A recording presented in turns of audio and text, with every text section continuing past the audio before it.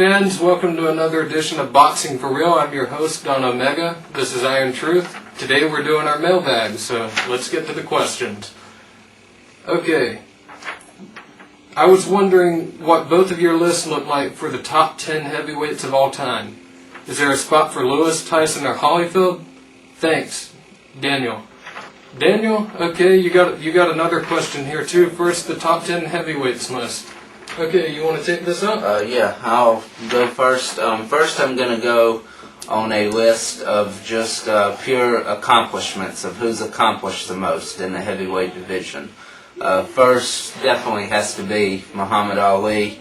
He fought everybody of his era, beat everybody of his era, beat Joe Frazier twice, Liston twice, Patterson twice, beat George Foreman, Ken Norton twice, goes on and on. So as far as accomplishments, he definitely has to be number one.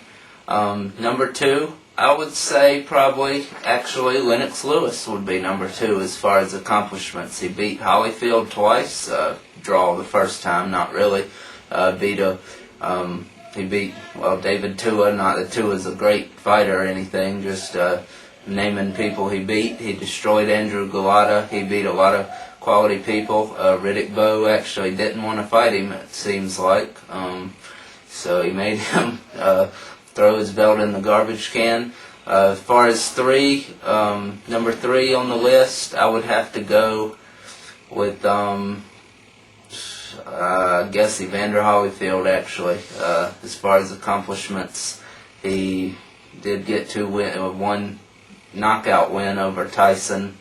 He did cheat his way to it, but it stands in the record books as that he did come up from cruiserweight to beat people. Riddick Bowe, he beat twice. He beat once Riddick Bowe. Riddick Bowe beat him twice. That's about all I have for accomplishments. Can't really name 10 as far as accomplishments go. George Foreman I would have to throw on that list somewhere because he came back in a second career and managed to win the world. He might be he would probably be number 4. Larry Holmes would probably be number 5, I guess. And Foreman was a legitimate contender, again, at that age. Tyson would definitely be on the top 10 of accomplishments. He never really beat great fighters. If he would have had a fair deal in the Holyfield fight, he would have knocked him out. I think he was headbutted, low-blowed, elbowed, everything you can think of in the fight. The ref did nothing. Second fight, we all know what happened, of course, not worth going into. The Lewis fight, he was on medication, couldn't be aggressive, couldn't do anything. But after that, he was done. And he had 3 years in prison when the heavyweight division flourished. Yeah, and that's when all these people came around. Holyfield, Bowe, Lewis, all of these guys. Michael Moore, you had your Tommy Morrison in there. You had all these guys showing up around. Yeah, right after Tyson left. And remember, Tyson went to prison at the age of 23. Ike Ibuchi? Not 23. He went at the age of 25, and he was so he missed out some of his best years 25 through 28. He missed out on, so that was his prime years, and who knows what would have happened. Most of these guys probably wouldn't have even been names if he would have been around. And upon his release, he had to do some tune-ups, so that took away some too. Absolutely. And now, as far as who the best heavyweights ever are, as far as who could beat who could beat everyone, number one, without a doubt, is Mike Tyson. He would destroy any heavyweight in the history. You take the Tyson of 1986 through 1989, 85 through 89, he knocks anybody out. He beats anybody, no question about it. There's never been a fighter with that kind of defense, that kind of speed, that kind of power, that kind of aggressiveness, those kind of skills that can match him ever in the history of boxing, in the history of heavyweight boxing. He is the greatest heavyweight of all time. Him against Ali, he knocks Ali out. I have to agree with that. Yeah, absolutely. And a lot of people, you mentioned his defense, which a lot of people don't give him enough credit for. None at all. They just say he's a brawler, which I don't know where they get that. This guy, anything but a brawler. The peekaboo style, usually most people with that peekaboo style are they are not that aggressive with it. Right, and he was extremely aggressive. Used it perfectly.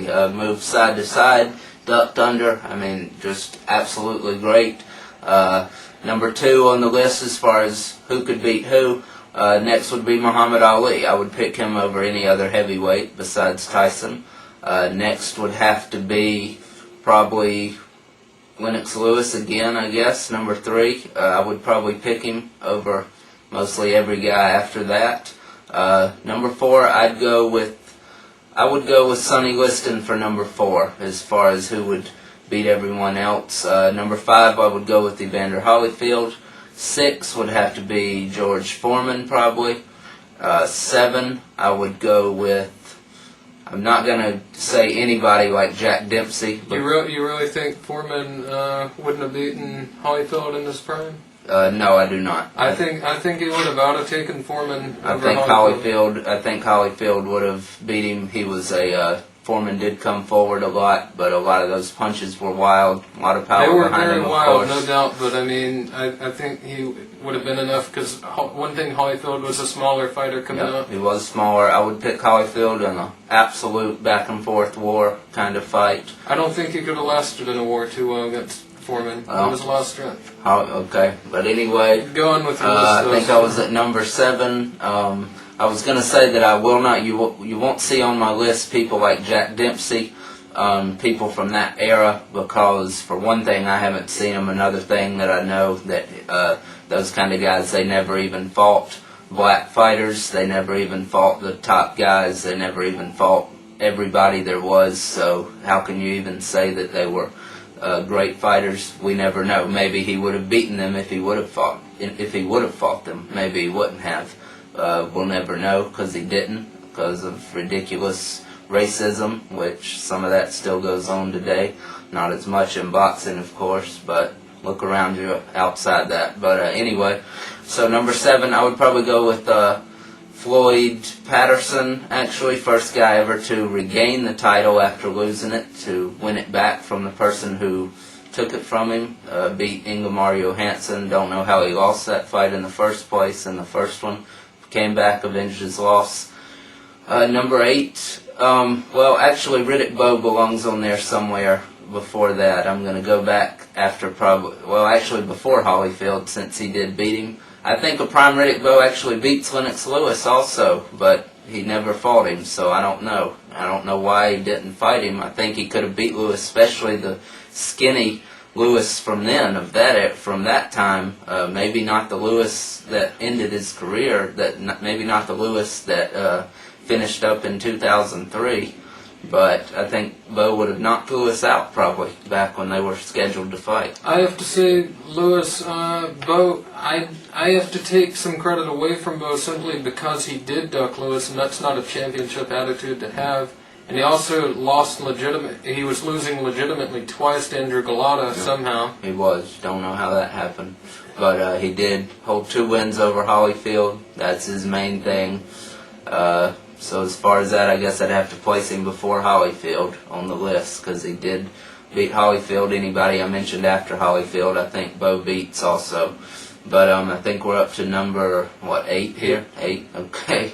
And it's getting... So that would push it down, though, so okay. You're right, yeah. So, anyway, I'd go with Floyd Patterson for number 8, I guess, because Bowe was in there somewhere in the middle. Okay. So, number 9, I would have to go with Joe Frazier. Did have a win over Muhammad Ali, so he was a very close fight. A lot of people think he won it. Clearly, I didn't think so. He did win, but he did knock him down once in the 15th round in the fight of the century. Many people call it, of course. After Ali came back, had 2 fights under him after being exiled from boxing for 3 years for ridiculous reasons. You all know what they were. Number 10, Larry Holmes. I guess I'd have to go with Larry Holmes. Went 49-0 before losing to Michael Spinks. So that's my top 10. Twice. Lost to him twice. So that's my top 10. He rounds it out. So what do you think? I'm not very good at lists. after 3 or 4 people, I just get so flustered and thinking about like, well, who goes here? Well, him because of this, and I don't like doing lists. My top 3 would be Tyson, Ali, Lewis, definitely. Okay. And Holyfield definitely belongs on the list, to answer your question. Yeah. Yeah, all 3 of those guys are definitely on the list. Definitely. So anyhow, we're going to move on to the next question. We took a while on that one, so anyhow, okay, your next question, Daniel. Hey, I enjoyed watching the show. I wondered what you think the future will hold for the top middleweights. Does Taylor move up in or have a rematch with Winky Wright? Who wins? Also, Arthur Abraham, Edison Miranda, will they become champions?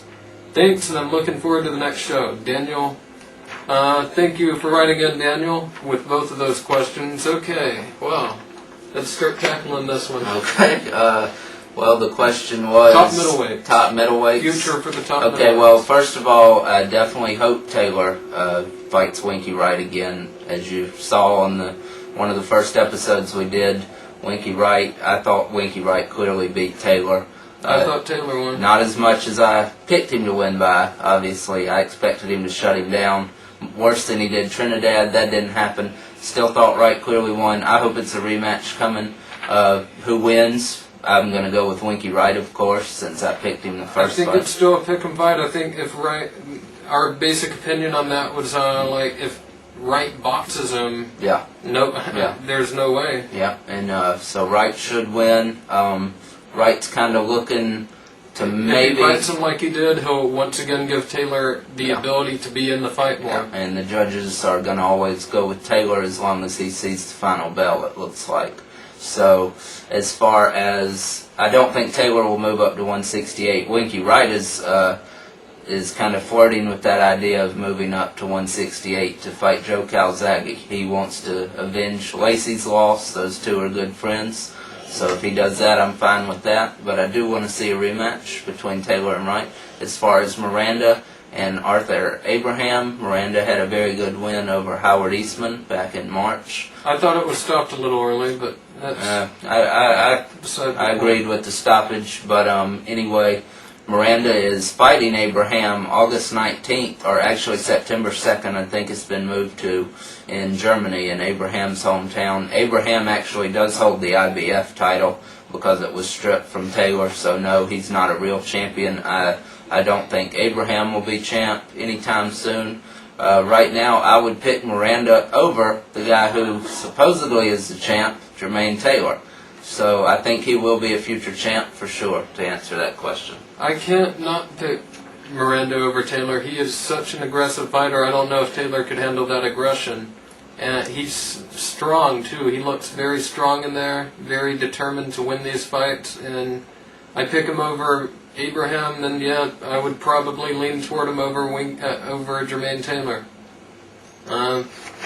So also, what else did you... the become future world champ? Possibly. Yeah. And the future especially if Winky Wright isn't around there. Yeah, the future of the middleweight division, I think he commented on, asked about. Andre Ward is the future of the middleweight division as far as up-and-coming prospects that aren't at that elite level yet. He would be the best guy to take over in a few years. Miranda will still be there. And who knows, some of these super middleweight guys could do like Jermaine Taylor did and drop down. Right. So someone like that could be in there, and that would throw in someone else in the equation, like maybe Durrell. Yep. We'll just have to see. Yeah, so Durrell brothers, Curtis Stevens, Jadon Codrington, there's a lot of good people, good fighters from the 160 to 168 divisions, so anybody could wind up at either one of those divisions. Thanks for checking us out. Remember, you can always email your questions, boxingforreal@gmail.com.